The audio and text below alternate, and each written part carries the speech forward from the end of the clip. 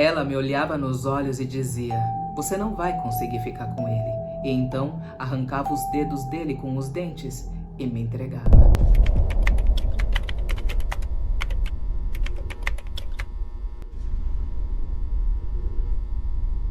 Assiste até o final, porque alguns relatos vão mexer com o que você acredita e outros vão te lembrar do que você já sente, mas só que ainda não entendeu. E hoje, gente, a pedidos da comunidade, principalmente dos membranos deste canal, estou com as vozes da cabeça ativa. Oi, comunidade, oi! Silvio Santos! Bom, gente, o Denis vai participar hoje aqui com a gente, como se a gente estivesse ao vivo. E aí eu trouxe, porque a galera fica falando: "Ai, que saudade do Denis", fica pedindo bênção pra ele. E eu aqui gravando sozinho, falando: "Gente, ele pediu bênção, o Denis não tá aqui pra responder." Então, trouxe ele pra esse vídeo, vamos trazer de forma especial, porque o bichinho tá trabalhando também pra caramba, então assim, tá meio complicado pra ele poder ter tempo de ficar aqui comigo. Mas no vídeo de hoje tem Exu que protege com o retrovisor, Pombagira que fala em sonho arrancando o dedo do cônjuge, entendeu? Bem carinho, entendeu? Muito carinho. E guia que aparece pra quem jurava que nunca ia pisar num terreiro. E olha só, aqui nada é ficção, todos são relatos reais de quem foi tocado pela espiritualidade. E esse é o Relatos Flix, onde cada história tem um guia por trás. Não faço os trocadilhos. Não tinha nem pensado nesse agora. Quando eu olhei pra menina do meu lado, ela riu e falou: "Eu não falei que eu ia te pegar?" E na mesma hora, começaram os tiros. O dia em que seu Zé mandou a polícia me pegar. Bem típico do seu Zé Pelini. Eu só não entendo porque ele fala assim que ele não ia muito assim, né? Na onda dos canela preta. Eu venho de uma família cristã, então você já deve imaginar como é, né? Na rua da minha casa abriu um estúdio de tatuagem. Fui lá por curiosidade ver quanto custava uma. E como era bem barato, resolvi fazer. Combinei tudo direitinho com o tatuador. E no dia marcado, eu fui. Quando cheguei, ele começou a preparar as coisas, e no meio do atendimento ele incorporou uma entidade, um Exu chamado Ventania. Eu já estava com dor, e agora também estava com medo, mas fomos conversando e percebi que não tinha por que temer. Ventania foi direto, disse que eu era do coro e me convidou para uma festa de candomblé num sítio. Resumindo, ele foi embora, o tatuador terminou meu desenho e eu voltei para casa. Ansioso para ir nessa tal festa que seria dedicada ao Exu Giramundo. A festa tava linda, mas percebi que candomblé não era pra mim. Tenho dó dos bichinhos, sabe? Aí comecei a procurar algo mais alinhado comigo. E foi aí que conheci a Umbanda. E é aqui que meu relato começa de verdade. Eu era novo na época, saía bastante. E na primeira vez que fui num terreiro de Umbanda, seu Zé conversou comigo. Ele foi direto: "Não quero você em buraco, moço." Na hora eu não entendi e disse tudo bem, que eu não ia mais frequentar isso, mesmo sem saber exatamente o que ele queria dizer. A gira na casa acontecia às segundas-feiras. No domingo anterior, fui para um baile de rua em Heliópolis. Na segunda-feira seguinte, lá estava eu, na gira novamente. E adivinha quem veio? Seu Zé. E ele me pegou de novo. "Eu já falei que esse buraco não é lugar para você, menino." Foi aí que eu entendi que o buraco era o baile de rua. Ele me disse que aquele lugar não me fazia bem. Concordei, prometi não ir mais. Consegui resistir por umas 2 semanas, até conhecer uma menina que era justamente de lá, do Heliópolis. Marcamos de nos encontrar numa pizzaria perto da casa dela. Conversamos um pouco, mas antes já estava ali por perto. Não resisti. Inventei uma desculpa esfarrapada e liguei para os meus amigos virem me buscar. Fomos pro baile, tudo igual, como sempre. Bebida, música, risadas, ficamos num canto próximo a uma tabacaria. A semana passou e na gira seguinte quem apareceu? Seu Zé de novo. Nunca vi aquele homem tão bravo. "Você é teimoso, né, seu moço? Já falei que eu não quero você nesses buracos. Tem tantos lugares melhores e mais seguros, mas você insiste nessa merda. E é por isso que a sua vida não anda. Mas eu vou te dar uma lição e você vai aprender quem é o seu Zé." Tentei negar, disse que só tinha ido ver a menina e voltado para casa, pior coisa que eu podia ter feito. E mais uma vez, sábado chegou e lá eu fui pro baile. Mas menino, você não gosta da tua vida, não é mesmo? Você lembra que uma vez o seu Zé também me deixou um recado forte? E aí, na outra gira, era uma gira de Preto Velho. Quem chegou lá? É o Preto Velho, ué. O velho é Preto Velho, ué. Tentei negar, disse que só tinha ido ver a menina e voltado pra casa. Pior coisa que eu podia ter feito. E mais uma vez, sábado chegou e lá fui eu pro baile. Dessa vez foi diferente. Pérola, por volta das 3, quase 4 da manhã, eu já estava encostado na parede, bêbado, quando ouvi uma risada muito alta e estridente. Um zumbido tomou conta da minha cabeça. Tudo em volta silenciou e eu só ouvi aquela risada. Olhei para a menina do meu lado e juro, ela olhou de volta e disse: Eu não falei que eu ia te pegar? Na mesma hora, começou um barulho de sirenes, bombas, tiros de borracha. A polícia chegou com tudo. A multidão entrou em pânico. Tentamos correr, entrar em vielas, escapar. Éramos eu, um amigo e 2 meninas. Entramos numa viela. Deixamos as meninas irem na frente. Quando fui sair, um policial apareceu bem na minha frente, apontando a arma. Pérola, eu passei por baixo do braço dela e corri. Eu só sabia correr. Entrei em uma viela sem saída. E quem tava lá?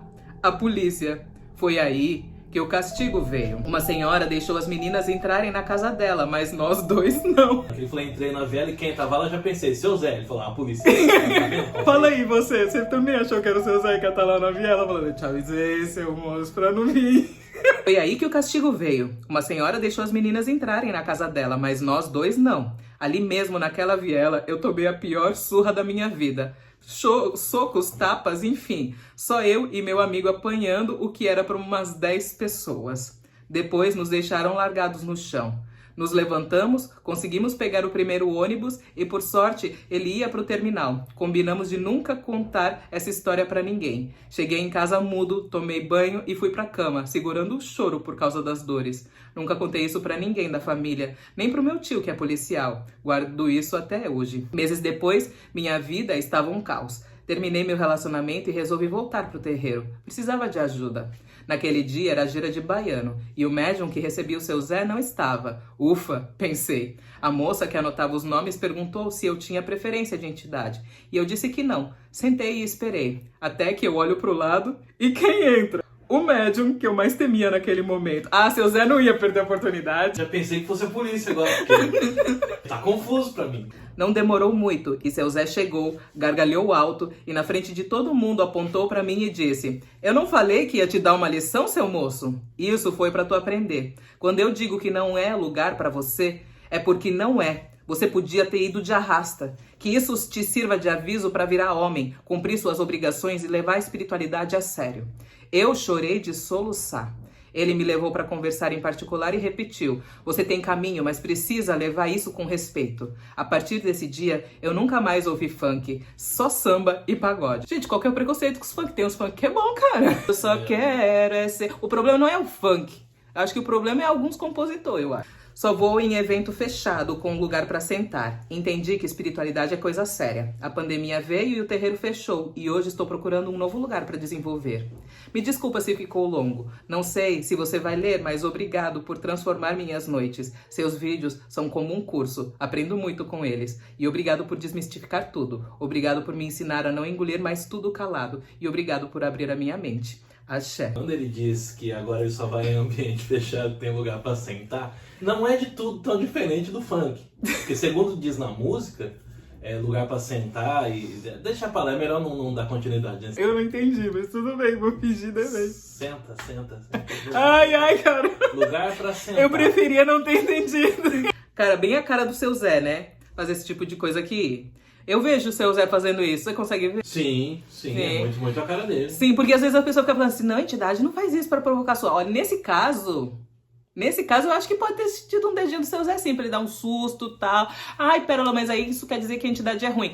Nem sempre, às vezes assim, poderia ter um outro episódio lá na frente que ele de fato iria de arrasta pra cima. Então o seu Zé preveniu, fez com que ele não fosse mais pra esse ambiente e aí protegesse ele de certa forma, né? E esse primeiro relato, ele foi enviado pelo Ricardo. Ele falou assim, ó, meu nome é Ricardo, já faz um tempo que acompanho seus vídeos e sempre tive vontade de contar uma das minhas primeiras experiências com a espiritualidade. Mas para chegar nela, preciso te contar como tudo começou. Bom, um beijo, Ricardo. Obrigada por mandar o seu relato.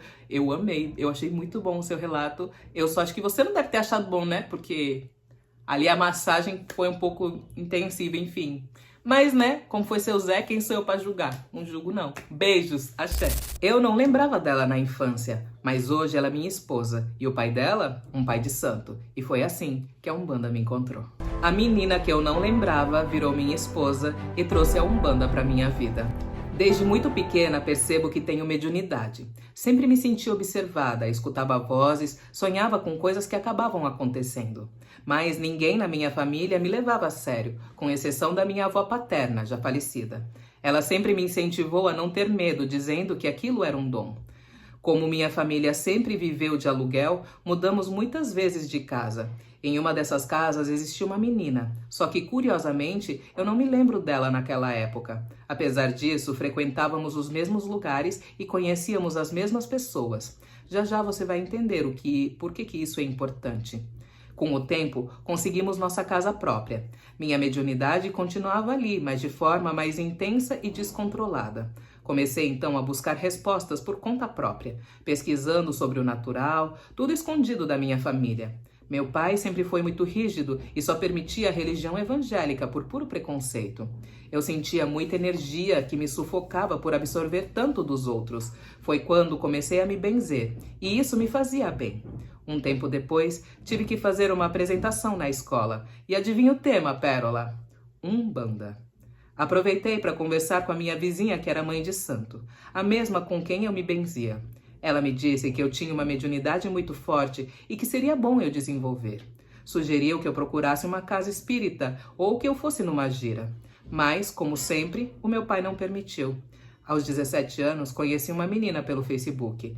E ela era irmã da minha melhor amiga, mas eu nunca tinha parado para saber quem eram as irmãs dela. Lembra daquela menina da minha infância que eu não conseguia lembrar? Era ela. Hoje, essa mesma menina é a minha esposa há 2 anos. Conheci ela depois que ela se mudou para outra cidade. E hoje, nós moramos juntas. E quer saber mais? O pai dela é pai de santo. Minha esposa me contou que meses antes de eu aparecer na vida dela, o seu tranca-ruas disse que alguém chegaria para trilhar o caminho com ela. E assim aconteceu. Eu não precisei procurar a Umbanda. Ela que veio até mim. E eu tenho certeza de que os nossos guias sabem exatamente o tempo certo para tudo. Tive um sonho com a minha mãe, nossa mãe Iemanjá.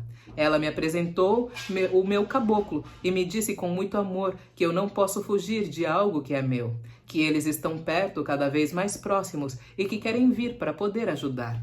Ainda não entrei oficialmente para a religião e acredito que foi por isso que ela me deu esse recado. Mas uma coisa eu sei, estou no lugar certo. Saravá, o povo de Aruanda. E esse daqui, olha, foi o relato da Andressa. Ela falou que ela acompanha o canal há algum tempo e gosta bastante do conteúdo.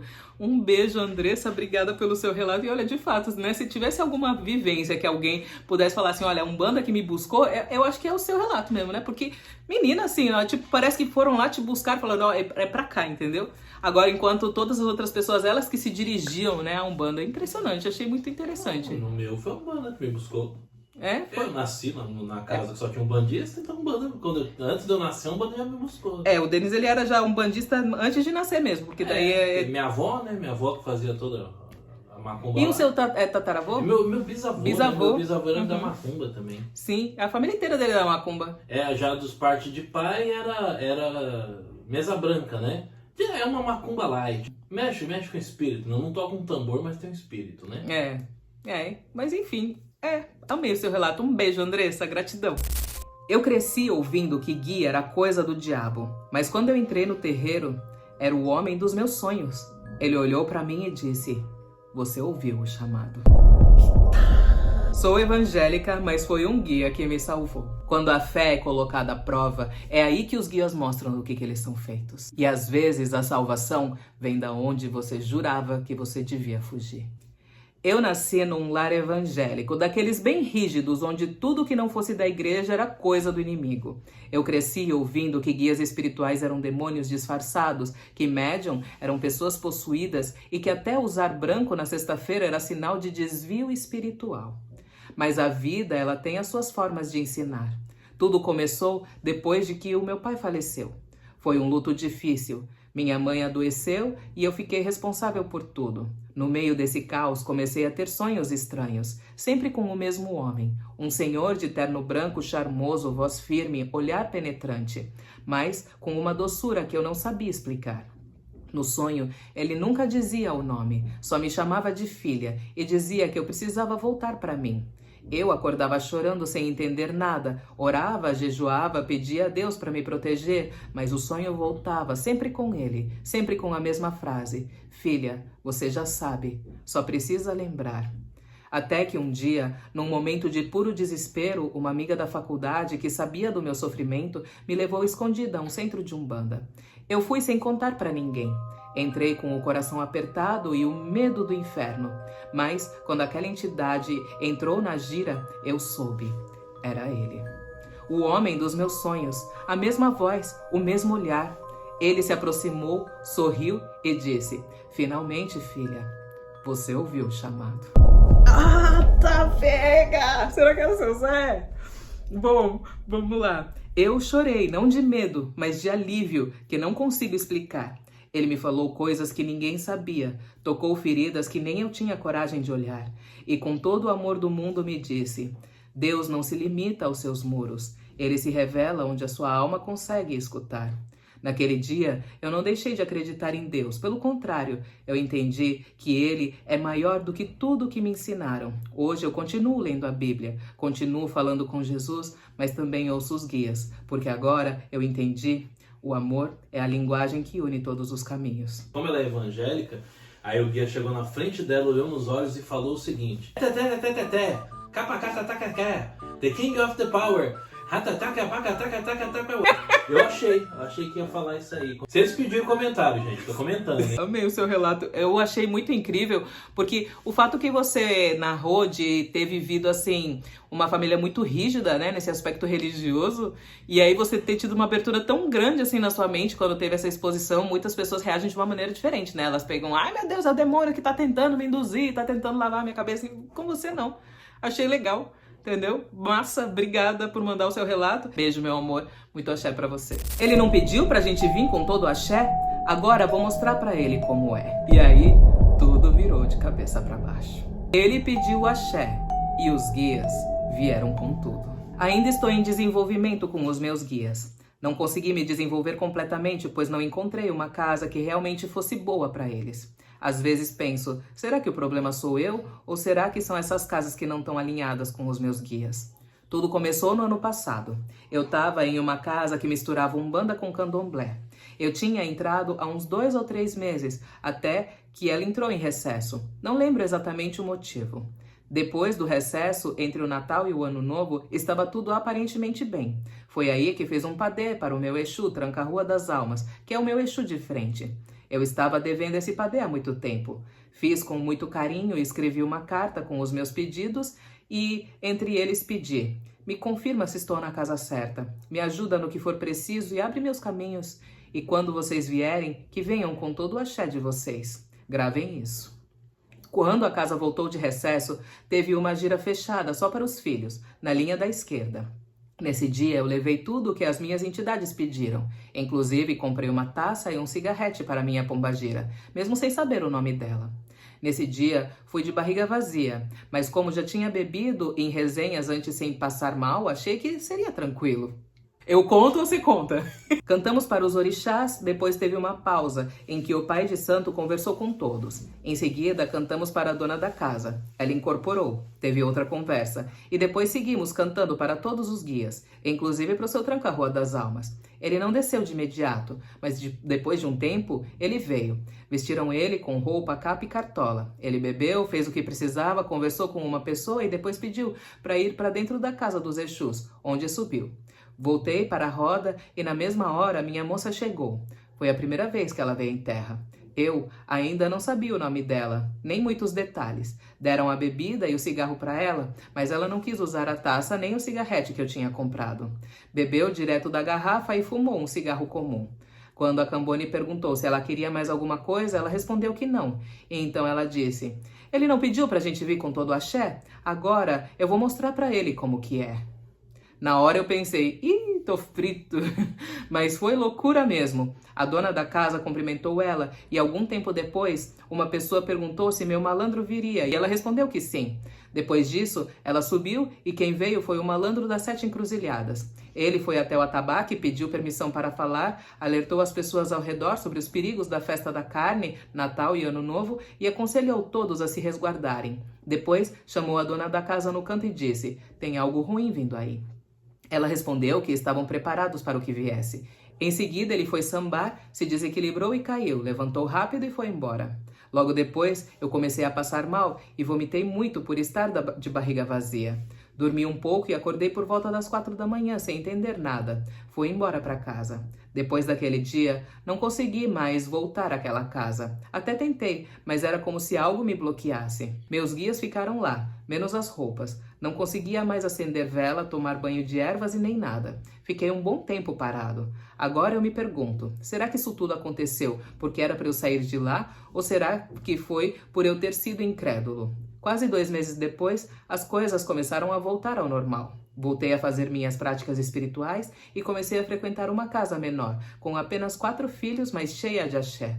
Voltei a tomar banho de ervas, acender velas e fazer tudo com muita fé. E tem mais, Pérola. Muita coisa aconteceu. Alguns filhos daquela casa faleceram, assim como alguns amigos também. Foi um tempo de luto. Não sei se isso tem a ver com o que o meu malandro previu, mas ficou marcado. Esse foi meu relato, Pérola. Desculpa se ficou longo. Em breve, mando outro. Sobre outra casa que meus guias derrubaram tudo por causa da safadeza dos pais de santo de lá. Axé e tudo de bom. Caraca, amigo. Passada. Eu achei interessante o Zé, que é diferente, né? Essa falange das 7, Zé das 7 encruzilhadas. Nunca tinha visto. Legal saber que tem. Né? E esse lance aí, provavelmente era isso aí mesmo, que ele avisou. Ó, tá vindo coisa ruim aí. Aí você vai, morre um monte de pessoas. Lógico que é isso aí mesmo, não tem nem dúvida. É por isso que ele fica mostrando, ele fica com dúvida. É doido, né? É verdade, ainda fica com dúvida, amigo. Não fica com dúvida não, hein? E ó, a apresentação dele é: me chamo Cleiton e sou autor do relato o dia em que meu Exu cuidou da minha esposa. Que pai Oxóssi e mãe Iemanjá, e mãe Nanã te abençoem. Obrigada, Cleiton. Olha, passada. E eu tô esperando outro relato, hein? Esse relato aqui, esse título é ótimo. Ó. O dia que meus guias derrubaram tudo por causa da safadeza do pai de santo. Ah, que top. Agora, tá bom, então, Cleiton, já providencia o outro relato, tá? Já tem 2 relatos lidos, né? Precisamos ter o terceiro agora, tá bom? Segunda-feira aguardo ele aqui no canal, tá? Obrigada. Ela me olhava nos olhos e dizia: "Você não vai conseguir ficar com ele." E então arrancava os dedos dele com os dentes e me entregava. Minha pombagira quer arrancar o meu marido da minha vida e dos sonhos. Tá repreendido em nome de Exu. Desde criança faço parte da religião. Frequentava a casa da mãe de santo, onde fui desenvolvido por Maria Quitéria e Dona 7 Saias do Cabaré. A moça da minha mãe de santo sempre me acompanhou até certo ponto, mas depois houve uma mudança. Passei a ser acompanhado pela minha própria pombagira, aquela que percebo hoje que sempre esteve presente na minha vida. Atualmente, estou em um relacionamento que já dura entre 4 e 5 anos, mas, desde o início, minha moça sempre teve um pé atrás com o meu marido. Ele, no começo, tinha preconceitos com a Umbanda por conta da ligação dele com a congregação evangélica. Foi difícil manter minhas práticas espirituais em casa, mas, como dizem, se não vem pelo amor, vem pela dor. E foi assim que ele acabou buscando ajuda espiritual com o pai de santo da Umbanda, que é exatamente onde eu pratico hoje. Minha moça se aproveitou dessa abertura para fortalecer ainda mais sua presença e sua atuação na minha vida. Mesmo assim, os atritos entre ela e meu marido continuaram. Ele ainda fazia coisas que a irritavam, e apesar disso, ele costumava dizer que ela o ama, mesmo com as brigas. Mas recentemente minha moça demonstrou um desagrado tão profundo que chegou a dizer que queria tirá-lo da minha vida. Em um sonho, ela apareceu, como costuma fazer quando quer me alertar, e me disse que eu não conseguiria resolver as coisas com ele. Eu, teimoso, insisti que conseguiria, que eu daria um jeito. Mas, nesse mesmo sonho, toda vez que meu marido dizia algo que a desagradava, ela arrancava o dedo dele da mão com os dentes e me entregava. Que carinho, não é mesmo? Ainda bem que era o dedo, né? Sempre pensa no lado positivo. Antes perder o dedo do que... É isso. Eu prefiro perder um dedo. Realmente ela gostava dele, né? Porque se ela não gostasse... Faz muito sentido você entra na Umbanda pelo amor ou pela dor. Eu consegui entender. Você imaginou arrancar um dedo? Gente, que coisa E macabra. o dedo eu tô falando de algo mais leve, né? O dedo é o menor dos problemas. Isso. Foi um dos sonhos mais intensos que eu já tive. Essa experiência tem sido espiritualmente complexa e emocionalmente desafiadora pra mim. Ainda estou tentando entender tudo o que ela quer me mostrar. Ele faz alguma coisa com os dedos, mas já tá arrancando os dedos. É muito específico, entendeu? Esse negócio de dedo aí, sei lá. Não, né? Mas vamos lá, vamos pra apresentação. Esse relato foi do Diego. Não era um relato anônimo, tá? Então ele falou: estou assistindo agora seu vídeo de relato e senti uma vontade muito forte de compartilhar a minha história com vocês. Beijos, Diego. Obrigada por mandar o seu relato. Não vou falar seu sobrenome, né? Pra não ficar tão íntimo aqui, né? Mas assim, olha... quando a entidade é muito específica, tem alguma coisa ligada àquela situação. Eu acho que os dedos é muito específico. Né? Teria que ver aí uma questão simbólica do que talvez fosse tirar os dedos de pessoas que cometem coisas lá na antiguidade, né? Porque tem algumas punições que eram assim, pode né? Pode ser alguma coisa relacionada a... É castigo, relacionado a talvez furto, não sei, mas pode ser. Sim, eu também pensei nessa questão dos furtos, né? Que eles tiravam as mãos, né? De quem furtava. Mas enfim, só opiniões assim aleatórias aqui, nada muito sério. Mas gratidão por mandar o seu relato. Gostei. E fiquei um pouco surpreendida, assim. Mas é legal. Maria Padilha da Calunga me incorporou, mesmo sem eu ser da religião. Um dia eu e minha amiga estávamos em frente a uma festa que por coincidência acontecia em frente a um cemitério. Sempre gostei de ir a esses lugares, então era mais uma noite comum. Porém, em determinado momento senti algo muito forte e não me lembro de mais nada. Foi aí que Maria Padilha da Calunga incorporou em mim. Nunca frequentei religião alguma. Minha mãe tinha o dom, mas sempre renegou. Achei que morreria com ela. Uma das minhas irmãs lê cartas, mas eu nunca tinha sentido ou vivido nada parecido. Naquele dia, Maria veio com um recado para uma amiga, namorada de um outro amigo meu. Ela disse: querem mandar ele de arrasta para cima? Um trabalho feito está mandando ele de arrasta para cima, ajuda ele. Depois disso, ela se foi. Minha amiga me contou tudo o que eu disse. Eu não lembrava de nada. Era como se eu estivesse dormindo. Passou um tempo e mais uma vez. Bebi e fui para a frente da mesma festa, com a mesma amiga, e mais uma vez Maria veio. No meu dia a dia, eu via algo escuro em volta desse rapaz. Cheguei a comentar com os meus familiares. Vocês não estão vendo? Tem alguma coisa preta em volta dele. Eu mal conseguia ver o seu rosto de tanta escuridão que o envolvia. Ele estava tão depressivo que falava abertamente em se mandar de arrasta para cima como se fosse alguma coisa natural. Maria veio novamente e dessa vez falou diretamente com ele. Disse que a ex-mulher dele tinha feito um trabalho com a cueca e que aquilo estava acabando com ele. Pediu que ele achasse e queimasse a cueca e que fosse no cemitério à meia-noite com um cigarro, uma cerveja e um isqueiro novo. Ela mandou agradecer e sair sem olhar para trás, mas o pior estava por vir. Ela não estava ali só por ele, estava por mim também. Tô ficando confusa. Um espírito muito carregado estava comigo. Quase tirei a minha própria vida. Pérola, na minha mente algo dizia: vai, faz isso, tudo vai melhorar assim. Mas algo me impedia de fazer. Às 6 da manhã saí correndo pela cidade. Eu ia fazer uma loucura comigo mesma. E dentro de casa dormia meu filho, um menino lindo de 8 anos. No ano novo, Maria veio de novo. Depois que bebi, meu corpo parecia implorar por bebida naquela época. Bebia escondido. Minha família percebeu o quanto eu estava dependente. A cada vez que eu bebia, ela vinha, falava com alguém, dava recados e eu só descobria no dia seguinte o que tinha feito. Eu morria de vergonha, nunca gostei de chamar atenção. E ela, quando chega, chama a atenção de todos. Isso sempre me deixa tão brava. Naquele ano novo, minha casa estava cheia, família, amigos. Ela veio, falou com a minha irmã evangélica, falou assim: você não acredita em mim, né? Mas eu sei por quê. Brincaram com sua fé nessa terra. Falou com a minha outra irmã e disse que o que haviam falado para ela sobre trabalhos feitos era mentira. Tudo isso era só para tirar o dinheiro dela. Meu cunhado estava lá, com problemas sérios de saúde. Quando ela o viu, mandou chamá-lo. Uma amiga presente, que era da Umbanda, acreditava, mas o marido dela debochou. Maria olhou para ele e disse: esse aí, quando achar que está bem, eu vou meter a rasteira e ele vai cair. Vai ser assim até o dia do meu querer.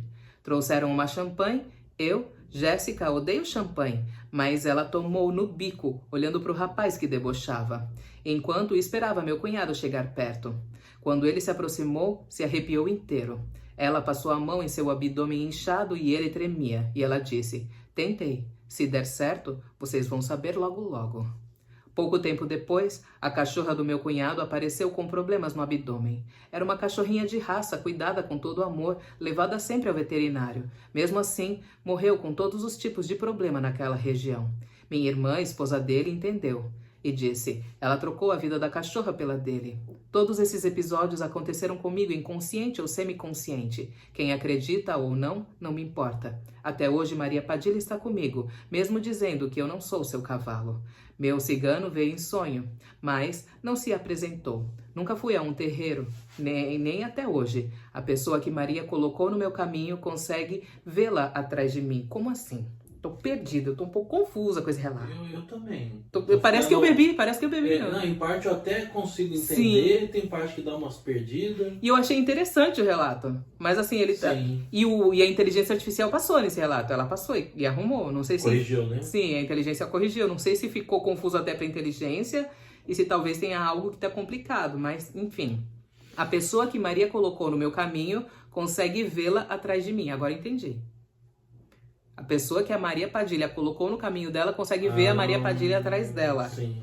Essa amiga clareou tudo, chamou Padilha para conversar e ela explicou por que estava comigo. Exu não morre quando seu cavalo morre. Minha mãe a renegou até o leito de morte. Eu, filha, com o corpo aberto, fui escolhida. Mesmo não sendo dela, ela prefere estar comigo. Esses dias, li cartas. Eu não sei ler, mas eu li. Minha amiga via ela gargalhando atrás de mim e dizia: olha, ela achando que sou eu, mas é ela quem está lendo. Depois, Maria falou pelos meus olhos com uma moça que pediu a leitura. E como sabemos, Padilha não mede palavras. Disse tudo do jeitinho que ela gosta, nu e cru. Por enquanto, é isso, Pérola. Espero que consiga relatar minha história. Sou uma mulher sem religião, escolhida por Maria Padilha para ser sua porta-voz. Muitos vão dizer que é mentira, mas eu não sei como nem porquê, só sei que sinto. Sinto a proteção e a energia dela ao meu lado. Espero que isso ajude outras pessoas que estão passando por isso e nem sabem. Acham que estão ficando loucas, mas é só a espiritualidade chamando para o lugar de onde a alma nunca deveria ter saído. Axé. Eu gostei também do relato dela e eu acho que deve ser uma coisa bem louca, né? Você, tipo assim, tá sentindo os negócios, tá sentindo a entidade, você não sabe quem é, não sabe de onde veio, não sabe por quê, não conhece a energia, não tem nada que te exponha essa energia pra você se afinizar com ela, então você tem que ir na cara e na coragem, né? Exato. Já pensou? Eu no começo eu só lembrei essa festa aí na frente do cemitério e tal, que daí de repente ela apagou, né? Ela não sabia mais quem era. Aconteceu isso aí comigo. Mas era festa no centro de Itanhaém e eu entrei num bar chamado Empório e pedi um tal de capeta. Eu tomei o primeiro copo, eu também não sabia mais quem eu era, o que aconteceu comigo. Sim, e o capeta entrou no seu corpo, né? Foi diferente, não era Padilha, era o capeta. Eu comecei, e você sabe que nesse dia, depois que eu tomei esse copo do capeta, há quem diga que eu tava no meio da praça fazendo... E aí foi. Lembro das 9 da manhã. Quando meus amigos falaram, nossa, por que você fez isso? Eu falei, não sei, só fiz. Bom, olha... Ele deve ver muitos negócios. Sabe que não apareceu nenhuma vez pra mim esse vídeo desse menino? Nossa, eu só sei pelo que as outras pessoas falam. Mas é o seguinte, esse menino é recente, eu fiz isso em 96. Não, tipo, a gente vê o nível do conteúdo que a pessoa consome, né? Sim. Porque que nem pra mim só apareceu mensagens espirituais, tipo assim, o mundo é a paz. Pra mim o mundo é a paz, assim, no meu perfil é só paz, só espiritualidade e tal. Difícil aparecer tragédia e tal. Aí apareceu o menino que fazendo esse reteté aí, nunca apareceu pra mim, nunca. E de certa forma é uma tragédia ele fazendo isso. É. O meu só aparece gente caindo, piada, essas coisas. Ó, esse relato, ele foi enviado pela Jéssica. E ela falou que conheceu o canal há pouco tempo, mas já faz 2 anos que alguma coisa aconteceu com ela. Bom, e ela falou que ela nunca imaginou que isso pudesse acontecer com ela. E ela tá com 33 anos e hoje a dona Padilha ainda tá com ela. Bom, Jéssica, eu acho que ela não vai ir tão cedo, entendeu? Né? Porque não tem como, né? Ela ir tão cedo, enfim. Aprende bastante aí a cultuar a pombagira, Vai vendo umas dicas que tem, inclusive, vai lá no Caminhos do Axé, lá tem dicas para você cultuar a pombagira. Então já acessa caminhosdoaxé.com, que aí você consegue ver o que eu ofereço aí nesse curso, que é uma mentoria espiritual também, tá? Então fica aí a dica para você. Beijo! A minha visão escureceu. Quando eu percebi, eu tava fora do meu corpo, vendo a minha mãe gritar, ele coberto de fluido vermelho e eu com um retrovisor na mão. O dia em que seu João Caveira salvou a menina com um retrovisor. É pra ficar confuso mesmo, né? Essa história é pra quem acredita que Exu abandona alguém. Mas Exu nunca abandona. E quando ele vem, é pra proteger contra até aquilo que a gente julga que é impossível. Minha mãe era a em bebidas e drogas. Só não mencionei que ela foi morar com um homem muito mais velho que ela e teve um filho com ele. Meu padrasto, que eu achava que ele era meu pai, não entendia por que ele não me tratava igual ao filho dele. Só vivia me tendo. Eu era culpada de tudo. Conforme eu ia crescendo, isso foi piorando. Quanto mais a minha mãe traía, mentia, mais ele vinha pra cima de mim. Pérola, eram muitas situações. Ele me tia como se eu fosse um homem adulto. E por conta disso, eu vivia machucada. Preciso entrar nesse contexto para vocês entenderem o meu relato. Todos da família sabiam, mas fingiam que não. Pérola, todos crentes, cheios de Deus, arrotam santidade, mas fecham os olhos para uma criança passando por essa situação. Fiz 11 anos. Comecei a entender como tudo aquilo era errado. E um belo dia, minha mãe combinou de passar o final de semana num motel com um amante. E mentiu pro meu padrasto, falando que ia passar o final de semana na casa de uma amiga. Mas como ela estava mentindo, teria que me levar com ela. Ela me levou numa amiga dela, que era pior que a minha mãe. Me largou lá. Fiquei o final de semana naquela casa, cheia de dorgas, de Exu e de armas. Quando minha mãe voltou, já estava bêbada e começou a contar do final de semana dela e a beber mais. Já chateada com tudo, pedi para ir para casa. Ela mandou ir e que ela iria mais tarde. Eu, já com medo da reação do meu padrasto, fui pedir abrigo na casa da cunhada dele, que considero como uma tia. Ela me abrigou e passei a tarde lá. No final da tarde, meu padrasto veio me xingando de todos os nomes, mandando eu ir para casa para limpar. Minha tia mandou eu ir limpar a casa e depois falou que eu podia voltar para casa dela. Eu fui, Pérola. Assim que entrei na casa, ele me acertou e acabou quebrando o meu nariz. Já caí no chão com o fluido vermelho. Nisso, a minha tia, que desceu atrás de nós e ele não viu, foi para cima dele, que como um bom covarde se afastou da minha tia e saiu em direção à rua. Minha tia me limpou e me levou até onde a minha mãe estava e contou o acontecido, que ela simplesmente ignorou. Fomos para a casa dela e eu fui dormir. No outro dia, de manhã, levantei, comecei a me arrumar. Ela perguntou onde eu ia e respondi que eu ia na delegacia, que eu estava cansada de passar por isso sem ter feito nada. E ela começou a gritar comigo, falando que eu estava procurando confusão. Eu ignorei e continuei me arrumando. E aí começou a gritar com ele, falando por que ele tinha feito aquilo, que olha a confusão que isso iria virar. Ele calmamente andou até a porta e gritou: "Não coloquei a mão nessa menina", mas ele falou outro nome que eu não posso verbalizar, gente. Os machos dela que fizeram isso com ela. Eu estava no quarto penteando meu cabelo com uma escova na mão. E na outra, um retrovisor de carros desses antigos de ferro. Como assim você estava penteando o cabelo com uma escova e um retrovisor, cara? Não, ela tava com o retrovisor e... Ah, entendi. Ela tava usando de espelho, um retrovisor. Dela, né? Entendi. Ah, tá, gente. Desculpa, eu sou lerda, cara. Na outra, um retrovisor de carro desses antigos de ferro. Era o que usávamos como espelho. Assim que escutei aquilo, minha visão começou a escurecer. Eu fui andando em direção dele, como se fosse câmera lenta. Só lembro, Pérola, de pegar ele pelo colarinho da camiseta com uma mão e bater nele com a outra, que estava com o retrovisor. Não lembro de mais nada. De repente, escutei um zumbido. Eu, como se estivesse vendo a cena fora do meu corpo, via minha mãe no meio de nós dois. Eu, com uma mão, empurrava ela, e com a mesma mão pegava ele pelo colarinho da camisa, e com a outra batia nele com o retrovisor. Fui aos poucos escutando batidas secas do retrovisor em cima dele. Escutei um estalo e acordei sem entender simplesmente nada. Olhei para os lados e a cozinha estava revirada. Estávamos do outro lado de onde começou a confusão. Eu fiquei estática. Ele pegou uma FACA para me mandar de arrasta para cima. Quando foi acertar a FACA em mim, minha mãe me empurrou. Caí no chão com a testa e chorando. Minha mãe começou a lutar para tirar a FACA da mão dele. Nisso, minha tia me puxou correndo e me trancou na casa dela. Eu simplesmente não tinha ideia do que tinha acontecido. Minha tia gritava comigo e falava: "Por que você fez aquilo?" Só chorava e falava o que eu fiz. Chamaram a polícia, que chegou e nos levou para a delegacia. Aí, Pérola, foi que eu entendi o que eu fiz. A parte do peito e pescoço dele estavam em carne viva. Era onde eu puxava para bater.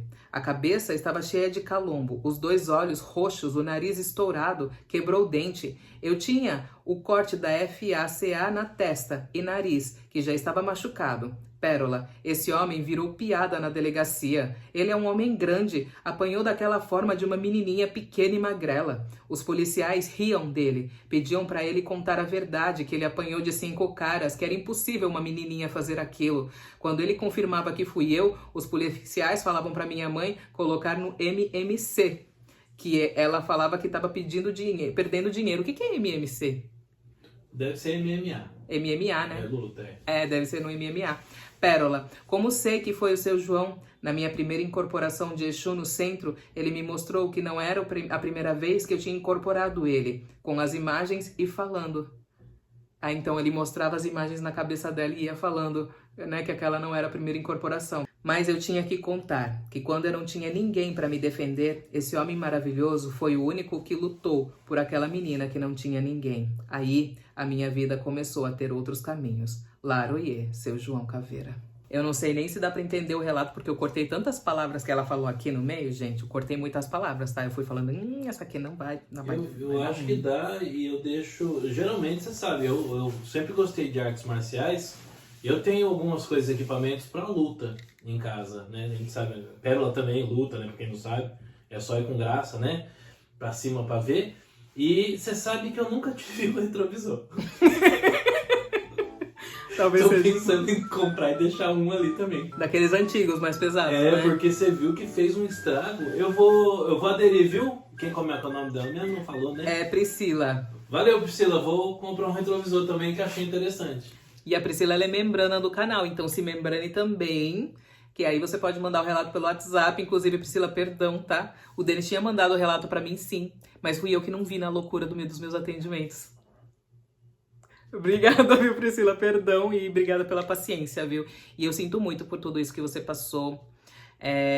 Só que, assim, pra mim me consola muito saber que o retorno vem, tá? E quando ele vem, é supimpa. Enfim, meu amor, fica com Deus, viu? E Laroie, seu João Caveira. Ela sacou a arma, apontou pro palco e atirou.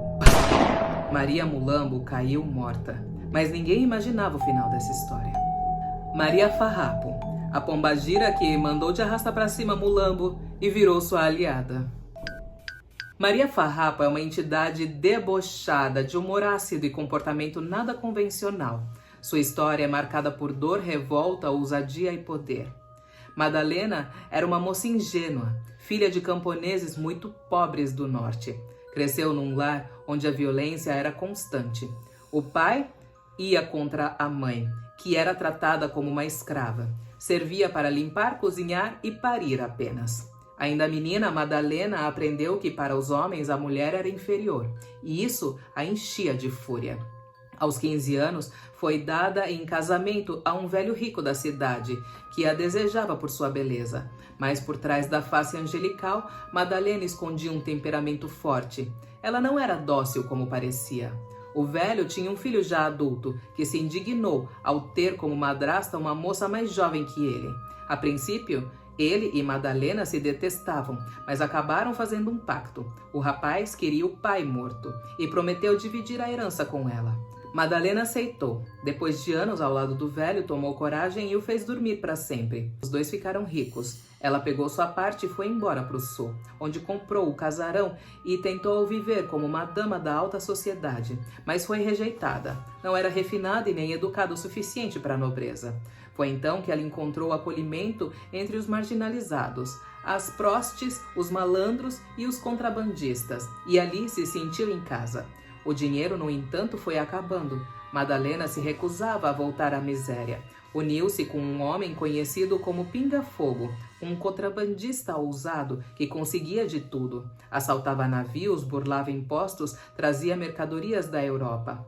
Ela investiu o que restava em um grande golpe, que deu muito certo. Os bolsos voltaram a se encher de ouro e os dois prosperaram. Mas, como convivia com os pobres, Madalena não ostentava. Usava roupas simples, bebia, fumava e assim ficou conhecida como Maria dos Farrapos, sempre esfarrapada, mas com as saias escondendo bolsas cheias de ouro.